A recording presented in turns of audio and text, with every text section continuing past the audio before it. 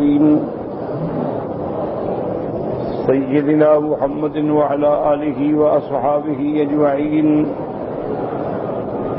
اللهم صل على سيدنا محمد وعلى آل سيدنا محمد كما صليت على إبراهيم وعلى آل إبراهيم في العالمين إنك حميد مجيد أعوذ بالله من الشيطان الرجيم بسم الله الرحمن الرحيم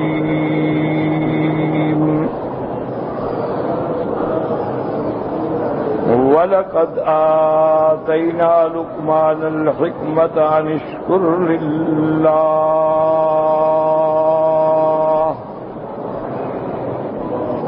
وَمَنْ يَشْكُرْ فَإِنَّمَا يَشْكُرُ لِنَفْسِهِ وَمَنْ كَفَرَ فَإِنَّ اللَّهَ غَنِيٌّ حميد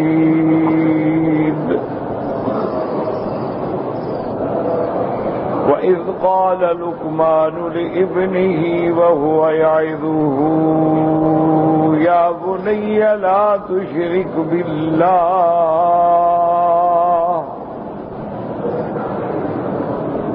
إن الشرك لظلم عظيم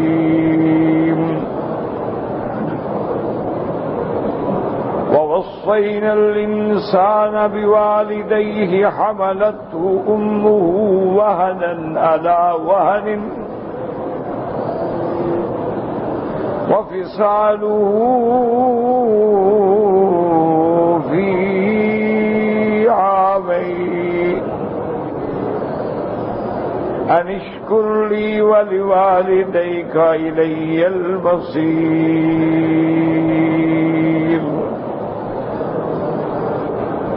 وإن جاهداك على أن تشرك بي ما ليس لك به علم فلا تطعهما وصاحبهما في الدنيا معروفا واتبع سبيل من أناب إلي ثم إلي مرجعكم فأنبئكم بما كنتم تعملون. اللہ تبارک و تعالی نے کلام مقدس کی ان آیات مبارکہ میں حضرت لقمان علیہ السلام کا قصہ ذکر فرمایا ہے اور اسی قصے کی مناسبت سے اس سورت کا نام سورت لقمان ہے، کیونکہ سورتوں کے نام جو ہیں دراصل اس کا ذکر اسی سورت میں موجود ہوتا ہے. جیسے کہ آپ نے سورت البقرہ پڑھی ہے تو اس میں قصہ موجود ہے، سورت آل عمران ہے تو اس میں قصہ آل عمران موجود ہے. اسی طرح اس سورت کا نام جو ہے وہ سورت لقمان ہے اور اس کی وجہ اور مناسبت یہ ہے کہ اس میں قصہ حضرت لقمان موجود. حضرت لقمان علیہ السلام کے بارے میں یہ بات معروف ہے کہ آپ حضرت داؤد علیہ السلام کے بھانجے تھے، یعنی سیدنا داؤد علیہ السلام جو پیغمبر ہیں ان کے بھانجے تھے، یعنی بہن کے بیٹے. اور بعض روایات میں یہ بھی ذکر ہے کہ حضرت لقمان علیہ السلام حضرت داؤد علیہ السلام کے خالہ زاد بھائی. بہرحال اس میں کوئی اختلاف نہیں ہے کہ حضرت داؤد کا زمانہ اور حضرت لقمان کا زمانہ ایک ہے. اور اس میں بھی کوئی اختلاف نہیں ہے کہ حضرت لقمان علیہ السلام اپنے دور میں علم و حکمت کے مالک تھے اور لوگوں کے مشکلات میں مسائل بتلاتے تھے، فتاوا دیتے تھے، لیکن جب حضرت داؤد علیہ السلام کو نبوت ملی تو آپ نے پھر فتوا دینا چھوڑ دیا۔ موجود ہے حضرت لقمان کے بارے میں یہ بات بھی معروف ہے کہ غلامن حبشین، کہ آپ حبش کے علاقے کے تھے، سیاہ رنگ تھا، اور ایک روایت میں یہ بھی آتا ہے کہ آپ کا رنگ سیاہ تھا، قد پستہ چھوٹا قد تھا، اور پاؤں جو تھے وہ بھی پھٹے ہوئے تھے، اور ہونٹ جو ہیں موٹے موٹے تھے، جیسے عام طور پہ حبشیوں میں ہوتا۔ لیکن اس کے ساتھ اللہ تبارک و تعالی نے انہیں حکمت سے نوازا تھا۔ سابقہ کتابوں میں یہ روایت بھی نقل کی گئی ہے کہ حضرت لقمان جو ہیں وہ نبی تھے۔ حضرت اکرمہ کا بھی ایک قول ہے کہ حضرت لقمان نبی تھے، لیکن یہ قول ضعیف ہے۔ راجح قول یہ ہے کہ حضرت لقمان جو ہیں وہ نبی نہیں تھے، بلکہ ولی من اولیاء اللہ، اللہ کے اولیاء میں سے ولی تھے، اور عبد من عباد اللہ الصالحین، اللہ کے صالحین مقربین بندوں میں سے ایک انسان۔ اسی طرح کتب سابقہ میں یہ روایت بھی ہمیں ملتی ہے کہ اللہ تبارک و تعالی نے حضرت لقمان علیہ السلام کو فرمایا تھا کہ تم نبوت چاہتے ہو یا حکمت چاہتے ہو؟ تو حضرت لقمان علیہ السلام نے حکمت کو قبول کیا اور نبوت سے معذرت پیش کی۔ تو بعد میں جب پوچھا گیا کہ بھی مقام نبوت تو بہت بلند ہے، حضرت لقمان آپ کو جب اللہ نے اختیار دیا تو آپ نے نبوت کیوں نہیں اختیار کی؟ تو حضرت لقمان نے فرمایا کہ اگر تو اللہ نبوت دے دیں بغیر اختیار کے تو پھر اس کے فرائض کو ادا کرنے میں بھی اللہ مدد فرماتے ہیں، کیونکہ نبوت نبی بنا دیا، جس کو چاہے اختیار فرما لیا، اس کے بعد اس کی معاونت خدا فرماتے ہیں، اور اگر اختیار سے ملے تو پھر اس کا ادا کرنا بڑا مشکل۔ تو اس لیے میں نے وہ امانت کا بوجھ نہیں اٹھایا۔ لیکن راجح قول یہی ہے کہ وہ نبی نہیں تھے، جب نبی نہیں تھے تو باقی باتیں ساری ختم ہو گئی۔ حضرت لقمان علیہ السلام کے بارے میں حضرت وہب بن منبہ فرماتے ہیں کہ آپ کی حکمت و دانائی کے بارے میں نے کتابوں میں تقریباً 10,000 حکم پڑھی۔ اب یہ بات بھی سمجھیں کہ بھئی حکمت سے کیا مراد ہے؟ جیسے یہاں لفظ ہے وَلَقَدْ آتَيْنَا لُقْمَانَ الْحِكْمَةَ، اسی طرح قرآن میں آتا ہے وَمَن يُؤْتَ الْحِكْمَةَ فَقَدْ أُوتِيَ خَيْرًا كَثِيرًا، اور اسی طرح آتا ہے کہ سیدنا ابراہیم الخلیل علیہ السلام نے جب اسی سرزمین حرم میں دعا کی تو اس دعا میں یہ تھا ربنا وابعث فیہم رسولا منہم یتلو علیہم آیاتک ویعلمہم الکتاب والحکمت وَيُزَكِّيهِمْ إِنَّكَ أَنْتَ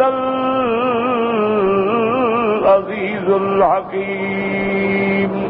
تو یاد رکھیں کہ حکمت کا کیا معنی، حکمت سے کیا مراد ہے؟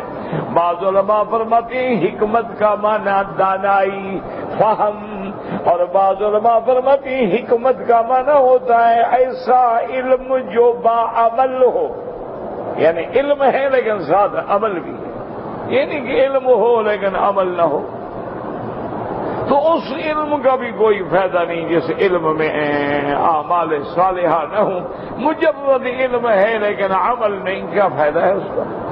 بلکہ وہ وبال ہو جاتا ہے۔ ایک آدمی عام آدمی گناہ کرتا ہے، جاہل ہے، ایک عالم ہو کے گناہ کرے تو اس کے لیے وبال زیادہ ہو جاتا ہے۔ اس لیے اللہ فرماتے ہیں یا نساء النبی لستن کاحد من النساء،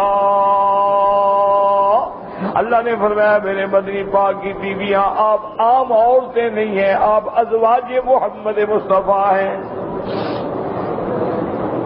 آپ کوئی عام عورتیں ہیں، آپ تو میرے محبوب کی ازواج ہیں، امہات المومنین ہیں، اور اللہ کا نبی آپ کے گھروں میں موجود ہے، اور آپ کے گھروں میں وحی اترتی ہے، اور آپ کے سامنے نمونہ بن کے میرا مدنی محمد مصطفیٰ دکھلاتے ہیں۔ اگر آپ کوئی غلطی کریں گی تو پھر ہم آپ کو دگنا عذاب دیں گے۔ تو جب علم زیادہ ہوگا تو پکڑ بھی تو زیادہ ہوگی۔ ایک عام آدمی ہے بیچارہ جاہل ہے، ایک آدمی ہے اس کو پتا ہے کہ کعبہ شریف کیا ہے، اس کو پتا ہے کہ حرم کی حرمت کیا ہے، اس کو پتا ہے کہ شعائر اللہ کیا ہے، اس کو پتا ہے کہ مشاعر مقدسہ کیا ہیں، اس کو پتا ہے کہ فرائض صلاۃ کیا ہے، اور پھر غفلت کرے تو اللہ رحمت کرے، پھر تو بڑا مسئلہ ہے۔ تو بعض علماء فرماتے ہیں کہ حکمت کا معنی دانائی، اور بعض علماء نے فرمایا حکمت کا معنی علم با عمل۔ اسی لیے بعض علماء فرما دیتے ہیں کہ حکمت کا معنی سنت محمد مصطفیٰ صلی اللہ علیہ وعلا آلہ واصحابہ وسلم تسلیما کثیرا کثیرا۔ تو اگر غور کیا جائے تو سارے اقوال جو ہیں متقارب ہیں، ان میں کوئی ضد نہیں، علم با عمل بھی حکمت ہے، دانائی کی باتیں بھی حکمت ہیں، سنت محمد مصطفیٰ صلی اللہ علیہ وسلم بھی حکمت ہے، ساری باتیں متقارب ہیں، ان میں تضاد کوئی نہیں۔ اسی طرح ایک دن حضرت سعید بن المسیب رحمہ اللہ تعالی کی خدمت میں ایک آدمی آیا، عبدن حبشین، کالے رنگ کا بندہ تھا، اور قدرتی بات ہے کہ رنگ کالا ہو اور باقی لوگ گورے ہوں تو وہ ذرا اپنے آپ کو خفیف تو سمجھتا ہے نا، فطری بات۔ تو آپ نے اس کو دیکھا کہ وہ بیچارہ اپنے اندر کچھ احساس کمتری میں مبتلا ہو رہا ہے کہ دیکھو ماشاءاللہ سارے گورے چٹے، بس اور میں کالے رنگ کا آدمی ہوں۔ تو آپ نے فرمایا خدا کے بندے تم اپنے کالے رنگ سے کیوں پریشان ہو رہے ہو، کیوں کہ احساس کمتری میں مبتلا ہو رہے ہو؟ 3 بندے اللہ نے کالے رنگ میں ایسے بھیجے ہیں کہ ان کا وزن اتنا اونچا ہے کہ سب کے لیے کافی ہے۔ تو اس نے کہا کون؟ فرمایا ایک حضرت لقمان جس کا اللہ نے قرآن میں ذکر کیا ہے، وہ بھی تو کالا تھا۔ اسی طرح حضرت بلال رضی اللہ تعالی عنہ جو مؤذن رسول اللہ صلی اللہ علیہ وسلم ہے، وہ بھی تو کالے تھے، وہ بھی عبد حبشی ہیں۔ اسی طرح مہجع، یہ حضرت عمر رضی اللہ تعالی عنہ کے غلام ہیں اور بڑا اللہ نے ان کو فضل دیا ہے، وہ بھی کالے تھے۔ خدا کے بندے تو کیوں رنگ سے ایسے گھبرا رہے ہو کہ کالا رنگ ہے تو کیا ہو گیا؟ تو کالے رنگ میں بھی تو بڑے بڑے لوگ پیدا ہوئے ہیں، لیکن جن کا ذکر اللہ کے قرآن میں ہے اور جن کا ذکر رسالت معاب کی زبان مبارک میں ہے، یہ تو اللہ کی حکمتیں ہیں۔ کوئی گورا ہے، کوئی کالا ہے، کوئی اسمر ہے، کوئی متوسط ہے، کوئی بہت زیادہ کالا ہے، کوئی کم کالا ہے، کوئی بہت زیادہ گورا چٹا ہے، کوئی کم گورا چٹا ہے، تو حکمتیں ہیں اللہ کی۔ اور مجموعی طور پہ یہ علاقے کے آب و ہوا اور فضاؤں کا اثر ہوتا ہے۔ ٹھنڈے ملکوں کے لوگ عام طور پہ گورے ہوتے ہیں، گرم ملکوں کے لوگ کالے ہوتے ہیں، اور جہاں گرمی ہو سردی ہو وہاں تقریباً رنگ جو ہے وہ اسمر ہوتا ہے، گندمی رنگ ہوتا ہے۔ یہ تو فضاؤں کے ہواؤں کے اثر ہیں۔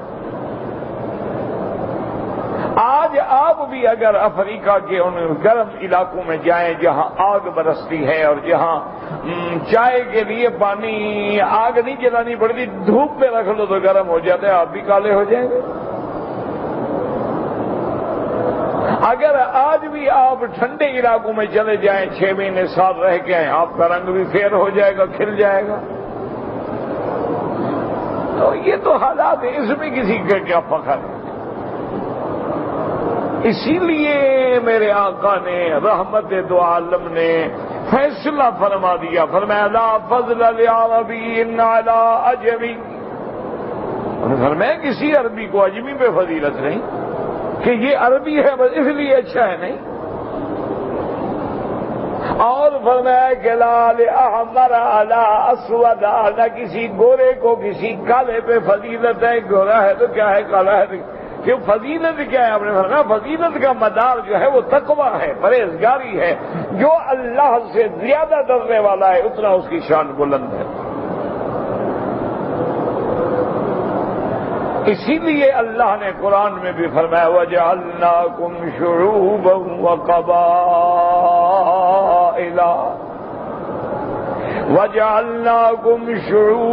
وَقَبَائِلَ لِتَعَارَفُوا، اللہ نے فرمایا ہم نے دنیا کے اندر تمہارے قبیلے بنائے، شاخیں بنا دی ہیں تاکہ پہچانے جاؤ، یہ قریش میں ہے، یہ بنو ثقیف میں ہے، یہ بنو ہاشم میں ہے، یہ مہاجرین ہیں، یہ انصار ہیں، یہ اوس ہیں، یہ خزرج ہیں۔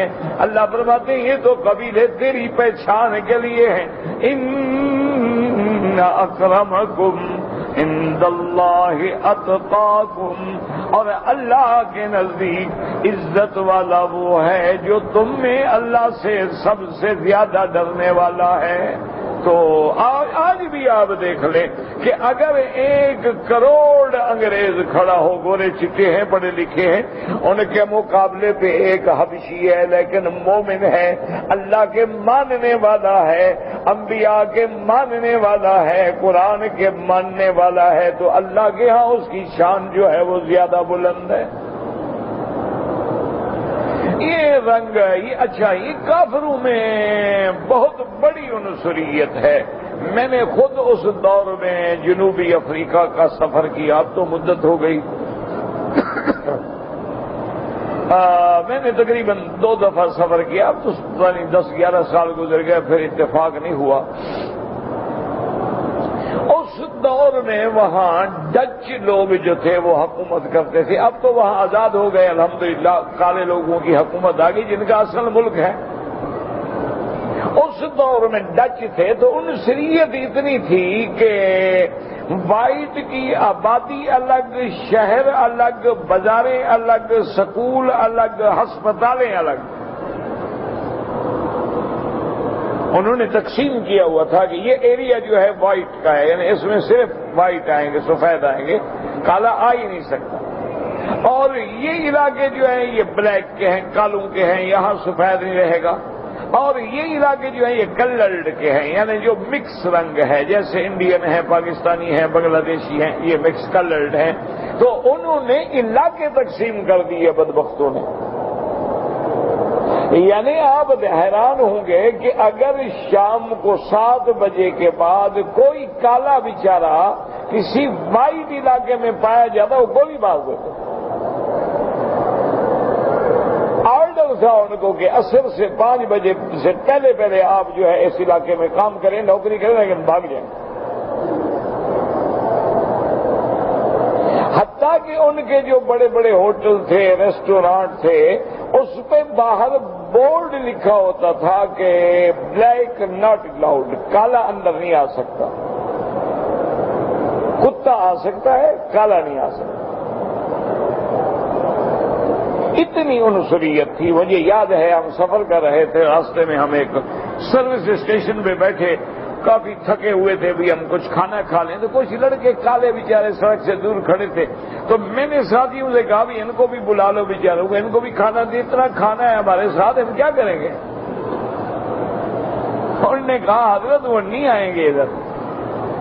میں کہا کیوں؟ انہوں نے کہا بیچارے کالے ہیں, وہ نہیں آ سکتے, وہ ہمارے ساتھ نہیں بیٹھ سکتے.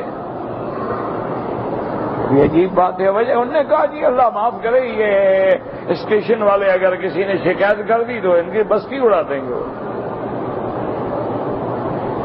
اس قدر یعنی نفرت تھی, اس قدر ان کے اندر بغض تھا اور عناد تھا.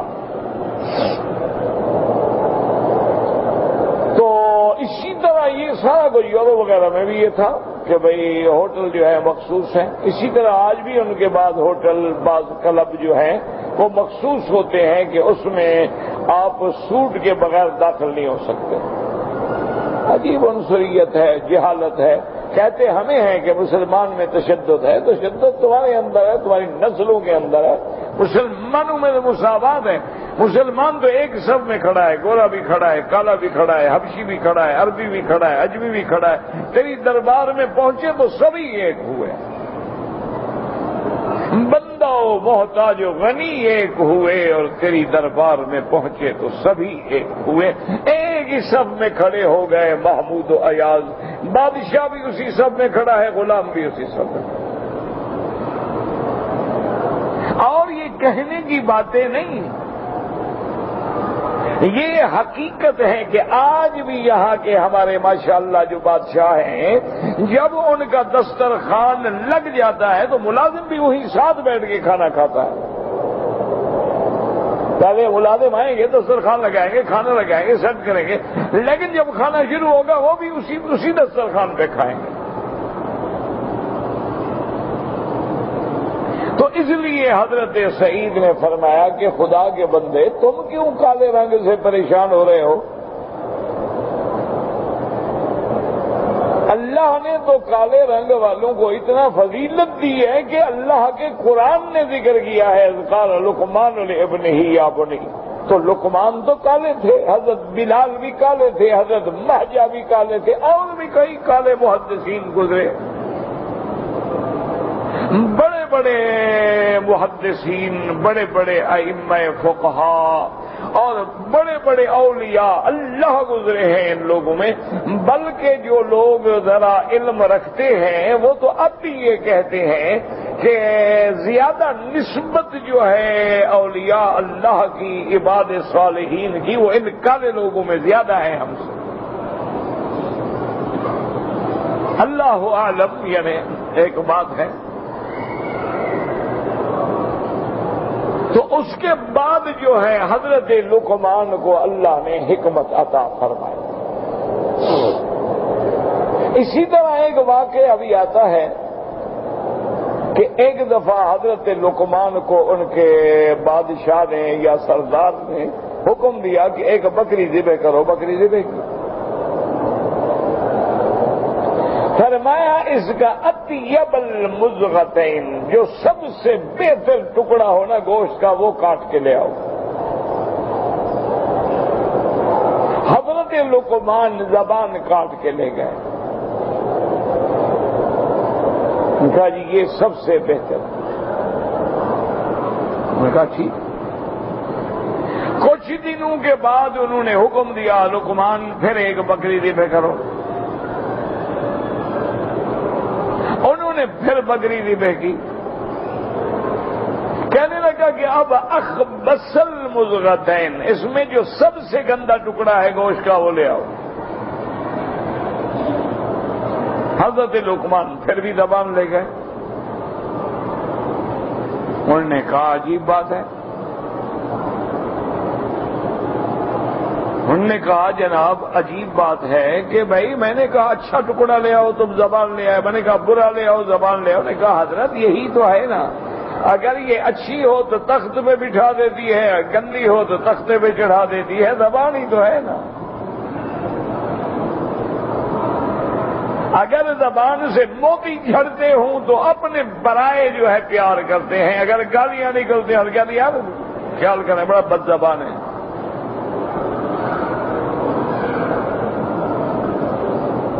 تو انہوں نے کہا بھائی تمہاری یہ بات جو ہے واقعی سمجھداری پر ہے، دانائی پہ ہے، حکمت کی بات۔ اسی طرح کہتی ہیں کہ ایک صاحب حکمت بزرگ تھے، اس کو بادشاہ نے، بادشاہوں کے موڈ ہوتے ہیں نا، خیال ہوتے ہیں نا، بڑے لوگ ہوتے ہیں بس خیال میں بیٹھے تو کوئی بات کہہ دی۔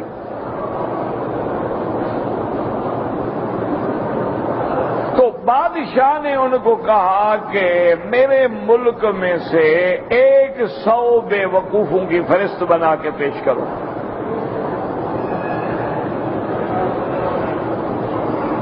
ایک 100 بے وقوف کٹھے کرو، ان کے نام لکھ کے لے آؤ جلدی۔ انہوں نے کہا بادشاہ سلامت کو مہلت تو دو، آخر میں 2 منٹ میں کیسے 100 بے وقوف ڈھونڈ لوں گا؟ میں کہا اچھا 8 دن میں پیش کروں گا، ٹھیک۔ 8 دن میں جب اس نے فہرست بنائی 100 بندے کی تو سب سے اوپر بادشاہ کا نام لکھ دیا۔ بادشاہ نے بلایا تو بادشاہ آگ بگولا ہو گیا، انہوں نے کہا پاگل تم بڑے الو ہو بے وقوف، سب سے اوپر میرا نام لکھ دیا ہے۔ انہوں نے کہا بادشاہ سلامت ناراض نہ ہوں، چند دن پہلے ایک ملک کا ایک آدمی آیا، اس نے کہا کہ میں گھوڑوں کا تاجر ہوں، میں گھوڑے بیچتا ہوں، اور میرے پاس فلاں نسل کے فلاں نسل کے فلاں نسل کے اعلیٰ سے اعلیٰ قسمیں جو ہیں وہ موجود ہیں۔ آپ نے ان کو 100 گھوڑے خریدنے کا حکم دیا اور 100 گھوڑے کے پیسے بھی دے دیے۔ ٹھیک ہے، انہوں نے کہا ٹھیک۔ انہوں نے کہا آپ جانتے ہیں اس تاجر کو؟ انہوں نے کہا نہیں۔ پہلے اس سے کبھی آپ نے گھوڑے خریدے ہیں؟ بادشاہ نے کہا نہیں۔ کہا کیا پتا اس کے پاس گھوڑے ہیں بھی صحیح کہ نہیں ہیں؟ تو اس سے بڑی بے وقوفی ہوگی کہ بندہ جانتا بھی نہ ہو، 100 گھوڑے کا سودا کرے، پیسے بھی دے دے۔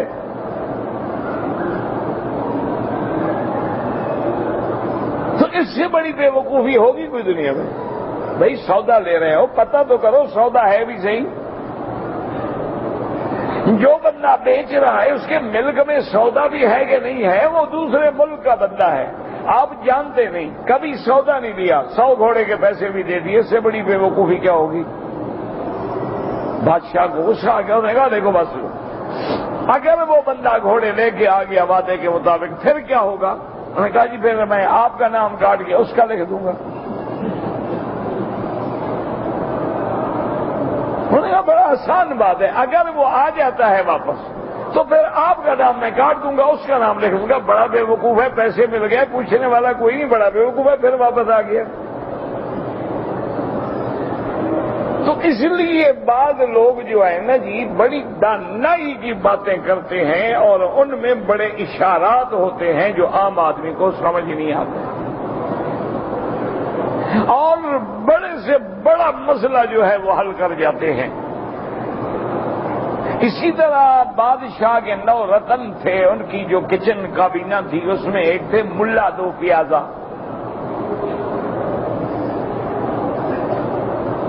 بڑا ذہین آدمی تھا اور بڑا ہنس مکھ آدمی تھا، اور بادشاہ بھی بڑا پسند کرتے تھے، وہ کوئی نہ کوئی بات ایسی کہتا تھا بادشاہ خوش ہو جاتا۔ تو ایک دن ابو الفضل اور فیضی جو ہیں یہ 2 بھائی تھے، بہت بڑے عالم تھے، اور ایک بہت کٹر شیعہ تھا، ایک شیعہ نہیں تھا، لیکن بلا کا عالم تھا۔ اللہ نے علم اس کو اتنا دیا تھا کہ اس نے قرآن کی تفسیر لکھی ہے، بغیر نقطے کے تفسیر لکھی ہے۔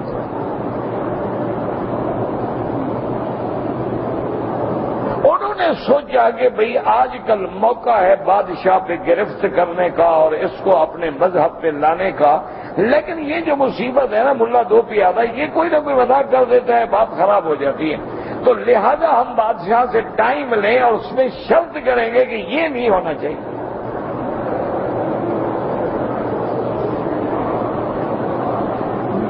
انہوں نے کہا جب ہم اس کو کوئی علمی بات سناتے ہیں، کوئی علم کی بات کرتے ہیں، یہ بدبخت کوئی نہ کوئی مذاق کر دیتا ہے،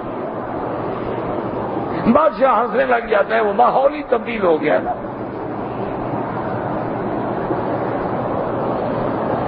نے بادشاہ سے ٹائم لیا، انہوں نے کہا حضرت اتنی مہربانی کریں کہ اس مجلس میں ہم آپ سے بڑی علمی، بڑی ضروری، بڑی اہم باتیں کرنا چاہتے ہیں، اس ملا کو نہیں بلانا ہے۔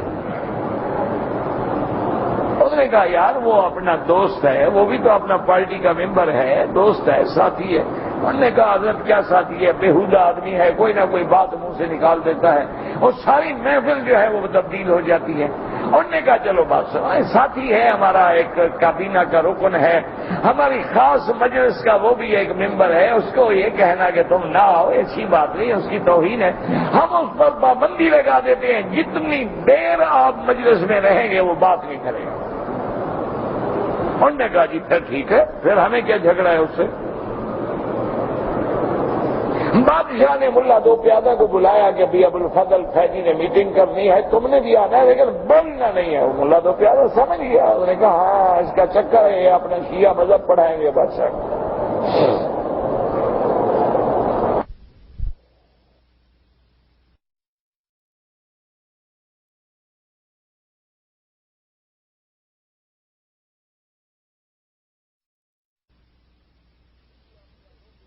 کیا ملا دو پیادہ نے کہ اپنے جوتے تھے نا، جوتے بغل میں دبا کے بادشاہ کی مجلس میں آ کے ادب سے بیٹھ گیا۔ اب عجیب بات ہے نا، بادشاہ کی مجلس ہو، دربار لگا ہوا، ایک آدمی جوتے بغل میں رکھ کے بیٹھا ہو، تو بادشاہ سے صبر نہ ہوا۔ بادشاہ نے کہا بھئی او ملا یہ کیا ہے؟ اس نے کہا حضرت آپ نے زبان بند کی ہوئی ہے، میں کیا بولوں؟ اس نے کہا بدبخت میں پوچھ رہا ہوں، یہ تہذیب ہے تم نے بغل میں جوتے؟ اس نے کہا حضرت بولنے نہیں، آج تو حکم ہے نا کہ نہیں بولنا۔ اس نے کہا تم بکواس نہ کرو، بات کرو، جلدی کرو، کیا زبان بند کر کے جوتے لے کے آ گئے میری دربار میں؟ اس نے کہا حضرت گزارش یہ ہے کہ حضور کے زمانے میں ایک بندہ تھا، کچھ شیعہ ملنے کے لیے آئے تو وہ بیچارے نے اعتبار کیا، وہ جب گئے جوتے چرا کے لے گئے۔ آج آپ کو یہ سارے ملنے آئے ہوئے تھے، میں نے ڈرا، میں نے کہا یہ کہیں جوتے نہ چرا لے میرے، میں غریب آدمی ہوں، میرے جوتے چلے جائیں گے۔ تو ابوالفضل کو جوش آ گیا، اس نے کہا بدبخت حضور کے زمانے میں شیعہ کہاں تھے؟ انہوں نے کہا یار میں جاہل ملا آدمی ہوں، شاید ابو بکر کا زمانہ ہوگا۔ انہوں نے کہا لوگ بٹھے وہاں کہاں تھے حضرت ابو بکر میں؟ انہوں نے کہا یار پھر حضرت عمر کا زمانہ ہوگا۔ انہوں نے کہا حضرت عمر کے زمانے میں شیعہ کہاں تھے؟ انہوں نے کہا تم کہاں سے نکلے ہو پھر؟ نہ نبی کے زمانے میں، نہ صدیق کے زمانے میں، نہ عمر کے زمانے میں، بعد کی پیداوار ہو تم، نکل جاؤ باہر۔ بادشاہ ہنس پڑا، اس نے کہا بھی مسئلہ تو تمہارا حل ہو گیا۔ تو بعض لوگ جو ہیں وہ طریقے سے ایسی بات کہہ جاتے ہیں جو بڑے سے بڑا عالم جو ہے حل نہیں کر سکتا۔ اسی طرح دلی میں ایک بہت بڑا، اللہ معاف کرے، عیسائیوں کا ایک بہت بڑا پنڈت تھا، بہت بڑا راہب تھا، اور وہ اتنا زبان دراز تھا کہ اس نے ہندوستان کے علماء کو چیلنج کیا کہ مسئلہ تثلیث پہ اور ابنیت عیسیٰ علیہ السلام کے موضوع پہ اگر ہندوستان میں کوئی عالم ہے تو میرا مقابلہ کرے۔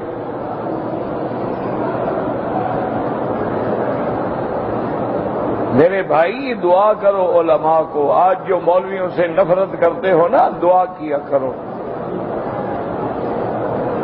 یہ سردی ہے، گرمی ہے، دوپہر ہے، آگ برس رہی ہے، سردی میں برف پڑ رہی ہے، مسجدوں میں اذانیں دے کے کون تمہیں جگانے والا؟ تیرے چپراسی بھی سو جاتے ہیں، تیرے چوکیدار بھی سو جاتے ہیں، کوئی تو ہے نا جو سردی میں اندر ٹھٹھرتے ہوئے بیچارہ پرانے کپڑے لپیٹے ہوئے کھڑا ہے، اللہ اکبر اللہ اکبر۔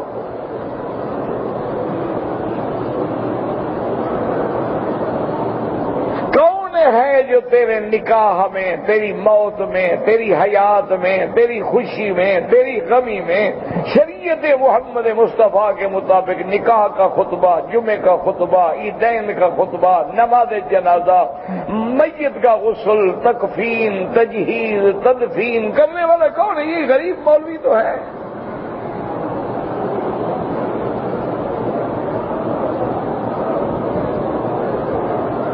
یہ بھی اللہ تبارک و تعالیٰ کی رحمت ہے کہ بڑے بڑے لوگ حضرت قاسم نانوتوی رحمت اللہ علیہ، حضرت شیخ الہند رحمت اللہ علیہ، علامہ رحمت اللہ کیرانوی رحمت اللہ علیہ، اسی طرح حضرت تھانوی رحمت اللہ علیہ، حضرت ثناء اللہ عمر سسری رحمت اللہ علیہ، نذیر حسین دہلوی رحمت اللہ علیہ، محمد حسین بٹالوی رحمت اللہ علیہ، نواب صدیق حسن خان رحمت اللہ علیہ، ابو الکلام عبد الماجد علی میاں، یہ لوگ پیدا ہوئے جن کی وجہ سے الحمدللہ پورے آپ کے ایشیا میں اسلام کا پرچم جو ہے آج بھی لہرا رہا ہے۔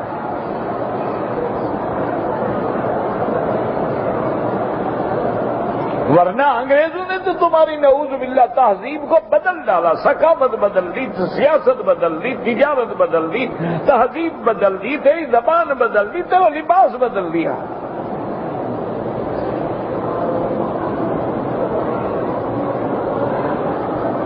تو انہوں نے جب چیلنج کیا تو حضرت نانوتوی مناظرے کے لیے قبول کر کے آ رہے تھے، ابھی مجمع میں نہیں پہنچے تھے، اور وہ جناب پنڈت دھواں دھاڑ تقریر کر رہا تھا۔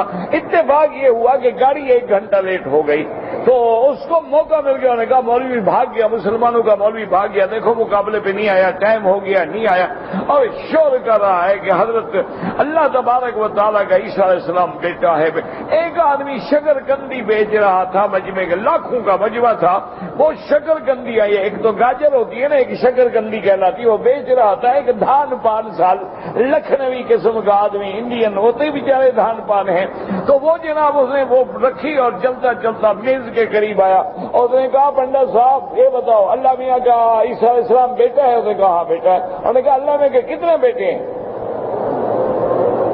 اس نے کہا 1 بیٹا ہے، اور کتنے بیٹے ہیں؟ انہوں نے کہا یار میں شکر کندی بیچتا ہوں، 8 تو میرے بیٹے ہیں، ایسے کمزور خدا کو میں نہیں مانتا، اتنے عرصے میں 1 بیٹا پیدا کیا اس نے۔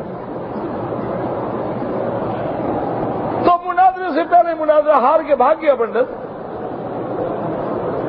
علمی مناظرہ کیا کرتا ہے؟ ایک جاہل آدمی نے پتہ کی بات کی، اس نے کہا میں کمزور بندہ ہوں، شکر کندی بیچ کے روٹی کھاتا ہوں، 8 تو میرے بچے ہیں، اور عمر بھی میری 60 سال ہے، اتنا پرانا خدا ہے، صرف 1 بچہ پیدا کر کے ختم ہو گیا۔ اچھا خدا ہے بھائی؟ لوگوں نے تاڑی مار دی، بھاگ گیا پنڈت بیچارہ۔ تو اس لیے بعض باتیں جو ہے بڑی دانائی کی ہوتی ہیں۔ ایک دن حضرت لقمان بیٹھے تھے، درس دے رہے تھے، اور ہزاروں کا سامنے مجمع تھا، ان کا ایک پرانا دوست تھا جو اکٹھے بکریاں چراتے تھے، وہ آ گیا۔ اس نے کہا لقمان تم وہی نہیں ہو جو میرے ساتھ یار بکریاں چراتے تھے؟ انہوں نے کہا ہاں بالکل وہی ہوں۔ اس نے کہا پھر تم اس مقام پہ کیسے پہنچ گئے؟ تو انہوں نے کہا کہ مجھ میں چند 1 باتیں ہیں، تم بھی عمل کر لو، اللہ تمہیں بھی اسی پہ پہنچا دے گا۔ اس نے کہا یار ہماری پرانی دوستی ہے، ہم کٹھے بکریاں چراتے تھے، وہ مجھے راز بتاؤ۔ انہوں نے کہا راز کی کیا بات ہے، کھلی بات۔ انہوں نے کہا کیا بتاؤ؟ اس نے کہا ایک تو یہ ہے کہ زبان سے صدق کے مقال، سچ نکلے، جھوٹ کبھی نہ نکلے۔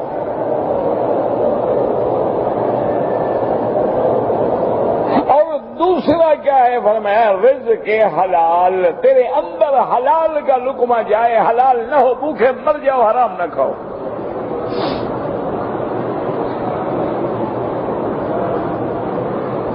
اور تیسرا کیا ہے؟ انہوں نے فرمایا کہ تیری نظر جو ہے ہمیشہ نیچے رہے، کسی غیر محرم کے چہرے پہ نہ پڑے۔ چوتھی چیز کیا ہے؟ اس نے کہا اپنے شرم گاہوں کی حفاظت کرو، کبھی زنا اور لواطت اور گناہ نہیں کرنا۔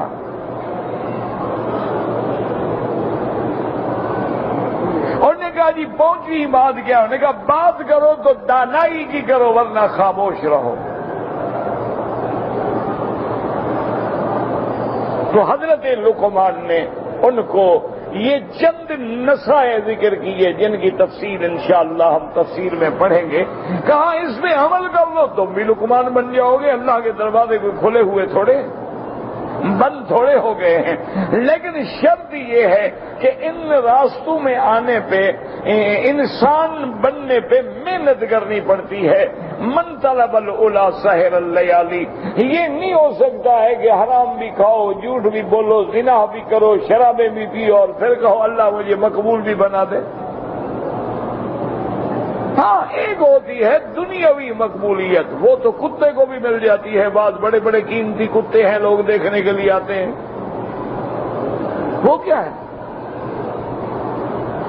وہ تو کسی بھینس کو بھی مل جاتی ہے، کسی گائے کو بھی مل جاتی ہے، کسی بکری کو بھی مل جاتی ہے، کسی جانور کو بھی مل جاتی ہے، وہ تو مچھلیوں کو بھی مل جاتی ہے۔ لوگ دیکھا نہیں ہے کہ ڈولفن مچھلی کے کام دیکھنے کے لیے ٹکٹیں کٹا کے، اور کتنے لوگ ہوتے ہیں وہ دیکھتے ہیں کیسے مچھلی آتی ہے، کیسے پکڑتی ہے، کیسے بسکٹ کھاتی ہے، کیسے بندے کی مدد کرتی ہے۔ تو بندوں کا اکٹھا ہو جانا یا مجمع کا اکٹھا ہو جانا یہ تو کوئی دلیل نہیں ہوتی۔ ایک گانے والا ہوتا ہے بالکل فاسق ہے، فاجر ہے، شرابی ہے، شراب پی کے نشے میں گاتا ہے، لاکھوں لوگ سننے کے لیے آتے ہیں، یہ مقبولیت نہیں ہوتی۔ یہ دیکھنا پڑتا ہے کہ اس کے مجمع میں آنے والے صالحین ہیں یا فاسقین ہیں۔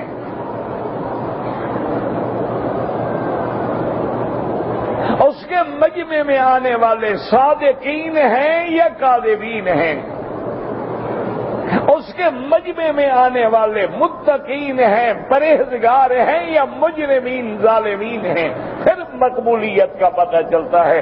اس لیے بعض علماء نے فرمایا اگر کسی پیر کی پیری کو آزمانا ہو تو یہ دیکھو کہ ان کے مریدوں میں کتنے علماء ہیں۔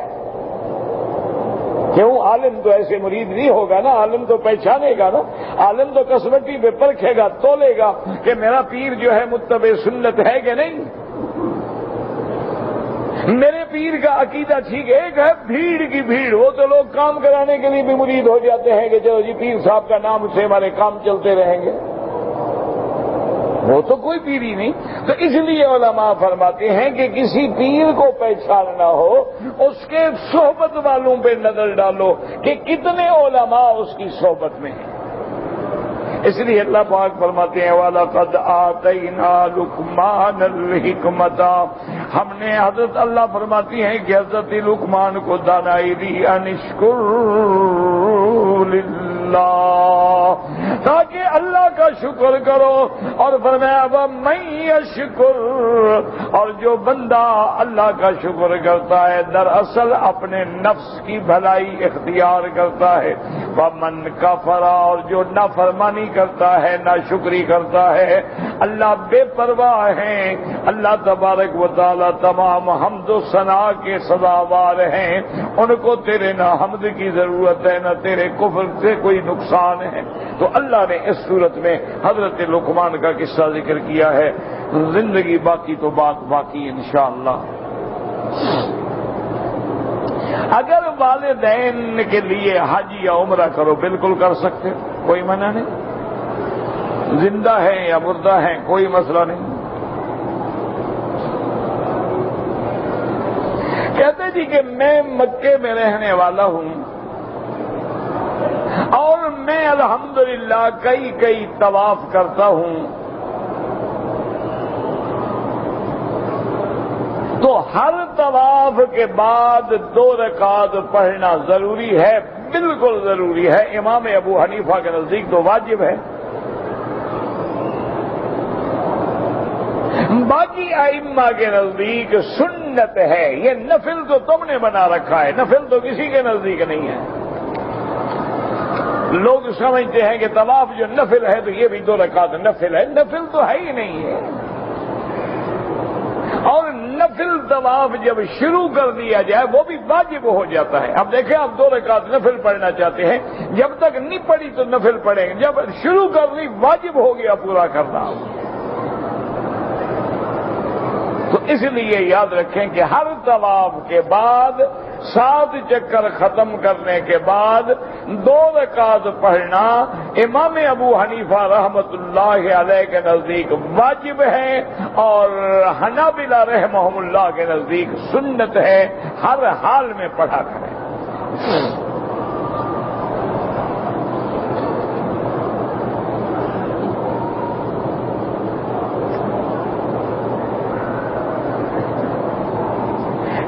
جی کہ اگر ایک عورت کو لڑکا پیدا ہو یا لڑکی پیدا ہو، بچہ پیدا ہو، تو کتنے عرصے کے بعد وہ پاک ہو جائے گی؟ یعنی نماز، روزہ، میاں سے ملنا، جس دن نفاس کا خون بند ہو جائے، عورت کو تسلی ہو جائے کہ اب بلیڈنگ بالکل ختم ہو گئی ہے، وہ پاک ہو گئی، چاہے 2 دن کے بعد ہو جائے، 3 دن کے بعد ہو جائے، 4 دن کے بعد ہو جائے۔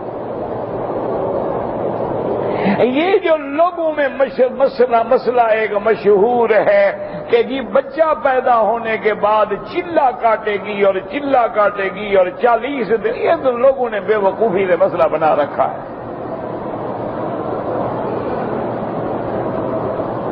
اصل مسئلہ یاد رکھو یہ ہے کہ مدت حیض کا اقل جو ہے وہ 3 دن ہے، 3 دن سے کم حیض نہیں ہوتا، اور اکثر جو ہے وہ 10 دن ہے، اور نفاس کی مدت جو ہے وہ خون کے بند ہونے کا نام ہے، 40 دن کا نام نہیں۔ اگر خون 10 دن کے بعد بند ہو گیا، پاک ہو گئی، 20 دن کے بعد بند ہوا، پاک ہو گئی، 2 دن کے بعد بند ہوا، پاک ہو گئی۔ 40 دن کا معنی یہ ہے کہ خون بند نہیں ہو رہا، آ رہا ہے بند ہو رہا، پھر آ رہا پھر بند ہو رہا، اب 40 دن انتظار کریں گے۔ اچھا 40 دن کے بعد بھی خون آ رہا ہے تو اب وہ پاک ہو جائے گی کہ اب 40 دن کی مدت گزر گئی ہے، اب غسل کرے، پاک ہے، اب استحاضہ بن جائے گا، بیماری بن جائے گی، نفاس نہیں رہے گا۔ مسئلہ اچھی طرح سمجھ لیں۔ لیکن آج کل تو ماشاءاللہ ولادت ہوتی ہے ہسپتالوں میں، اور ماشاءاللہ جدید دوائیں آ گئی ہیں، وہ انجیکشن دے دیتے ہیں، صفائی کر دیتے ہیں، 3-4 دن کے بعد عورت بالکل پاک ہو جاتی ہے، پاک ہو گئی، نماز پڑھے، روزہ رکھے، خاوند سے ملے، سب کچھ جائے۔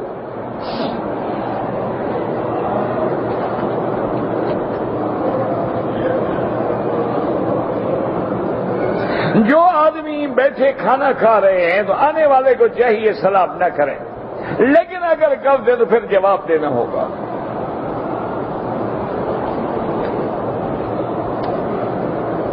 عورتیں اگر حرم میں موجود ہیں تو وہ نماز جنازہ پڑھیں، کیوں نہ پڑھیں؟ آخر وجہ بھی تو بتاؤ نا، کیوں؟ فرض تو پڑھیں لیکن جنازہ نہ پڑھیں، کیا وجہ؟ بے وقوفی کی بات۔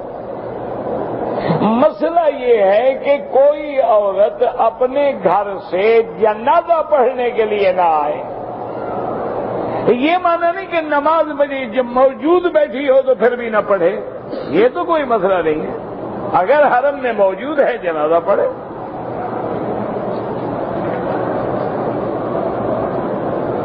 تعویذ نہ لیں تو زیادہ بہتر ہے۔ گو بعض علماء فرماتے ہیں کہ اگر آیات قرآنی ہیں، اسماء اللہ الحسنى ہیں، ادعیہ یا رقیہ معصورہ عن النبی صلی اللہ علیہ وسلم ہے تو جائز ہے، البتہ شرکیہ ہیں یا ایسی کلام لکھی ہوئی ہے کہ سمجھ نہیں آتی اس کا کیا معنی ہے تو اس کو استعمال نہ کریں، لیکن بہتر یہ ہے کہ نہ کریں، کیونکہ اسی سے پھر نرمی ہو جائے نا، پھر آدمی غلطی میں پڑ جاتا ہے۔ اگر آدمی دیوار سے دور ہے تو اندر نہیں جائے گا نا، قریب ہے تو کبھی اندر گر سکتا ہے۔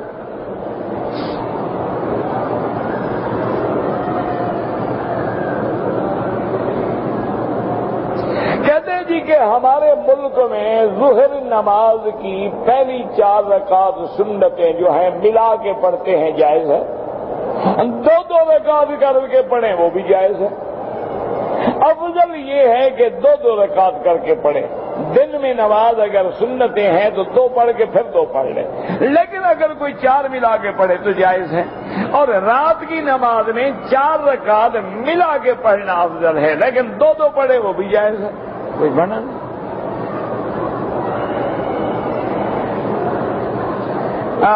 کہتے ہیں جی کہ بعض لوگ آمین زور سے کہتے ہیں، بعض آہستہ کہتے ہیں، اللہ دونوں سنتے ہیں، کوئی فکر نہ کرو، خیر میں اللہ رحمت کرے گا، کوئی دیوار نہیں گرے گی، کوئی ایسا مسئلہ نہیں ہے۔ 1400 سال گزر گئے، ان کے جھگڑے نہیں ختم۔ انا للہ و انا الیہ راجعون۔ کہتے جی مکے میں رہنے والے جب منا جائیں گے، اگر حنفی مسلک پہ ہیں تو نماز پوری پڑھیں گے، مقیم ہیں، اگر باقی ائمہ کے نزدیک ہر آدمی نماز قصر پڑھے گا۔ اگر کوئی بندہ مر جائے اس کے لیے قرآن پڑھ کے دعا کریں، انشاءاللہ اللہ ثواب دیں گے۔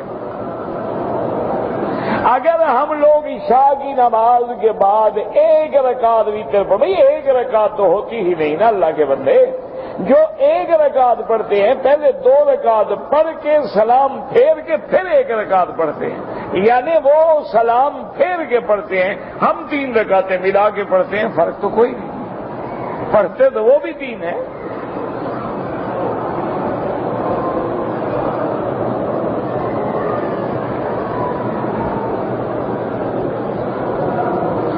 میں نے ایک انگوٹھی پہنی ہوئی ہے، اس میں اللہ کا نام الجبار لکھا ہوا ہے، حمام میں نہ پہنا کر۔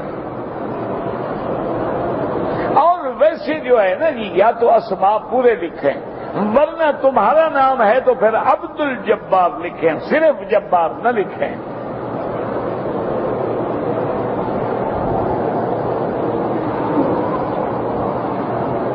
کیونکہ بعض چیزوں میں پھر شبہ ہو جاتا ہے۔ ایک پیر تھے، میں نے بھی دیکھا تھا، زیارت کی تھی، تو میں اتفاق سے انہوں نے مجھے بلایا، میں گیا ان کے جو جگہ تھی، تو وہاں جہاں وہ بیٹھتے تھے نا، اس کے اوپر حدیث لکھی ہوئی تھی حضور صلی اللہ علیہ وسلم کی کہ من رآنی فقد رأى الحق۔ حضور نے فرمایا جو بندہ مجھے خواب میں دیکھے اور میری صفتیں اور میری سیرت صورت جو حدیثوں میں موجود ہے اس کے مطابق دیکھے تو گویا اس نے سچا خواب دیکھا ہے، کیونکہ اللہ شیطان کو طاقت نہیں دیتے کہ وہ اپنے نبی کی شکل بنا لے۔ اچھا اب یہ حدیث ہے، ٹھیک ہے، اچھا اوپر لکھی ہوئی وہی بیٹھے تھے، مجھے کچھ خیال آیا، میں نے ان سے پوچھا، میں نے کہا حضرت یہ کیا ہے؟ انہوں نے کہا یہ حدیث ہے۔ میں نے کہا وہ تو میں بھی پڑھ رہا ہوں۔ میں نے کہا حدیث تو حضور کی لکھی ہوئی ہے، آپ اس کے یہاں نیچے اپنا بیٹھتے ہیں، اس کا معنی ہے لوگوں کو اشارہ کرتے ہیں جو آپ کو دیکھے اس نے حق کو دیکھا ہے۔ خدا کا خوف کرو یار۔ میں نے کہا اللہ سے ڈرو۔ نہیں جی نہیں، ویسے لکھی ہوئی ہے۔ تو میں نے کہا آپ ادھر بستر لگا لو، ضروری اسی حدیث کے نیچے بیٹھنا ہے؟ آخر کس کا اشارہ کر رہے ہو؟ اگر ویسے لکھی ہوئی ہے تو ضروری تم نے اس کے نیچے بیٹھنا ہے، تم پھر ادھر بیٹھ جاؤ، ادھر کیوں نہیں بیٹھتے ہو؟ اس کا معنی ہے کوئی گڑبڑ گھٹالا تو ہے نا درمیان میں۔ کہتے نہیں جی بس آپ لوگوں کو ایسے۔ میں نے کہا چلو میرا غلط شبہ ہے، آپ سچے ہوں گے، اس کو اٹھا کے ادھر لگا دو۔ یہاں کیوں لگایا ہے؟ اس کے نیچے آپ کی مسرت کیوں ہے آخر؟ کہتے ہیں اچھا بدل دیں گے، اللہ عالم بدلا نہیں بدلا۔